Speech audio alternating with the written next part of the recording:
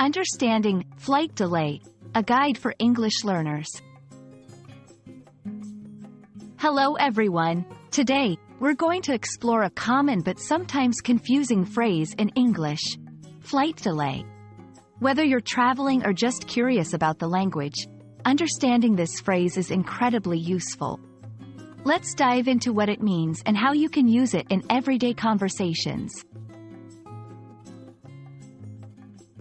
Flight delay refers to a situation where an airplane does not leave or arrive at its scheduled time. This can happen due to various reasons like bad weather, technical issues, or air traffic. It's a noun phrase used in the context of air travel. For example, my flight was delayed due to heavy snow. There are several types of flight delays. Short-term delays. These are minor delays, usually under an hour. Long-term delays.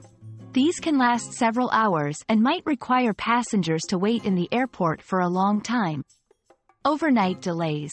In some cases, delays can last overnight, requiring accommodations for passengers.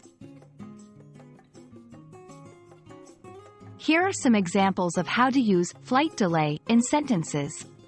I missed my connection due to a flight delay. The flight delay was announced just before boarding. We were compensated for the long flight delay. When facing a flight delay, here are some tips.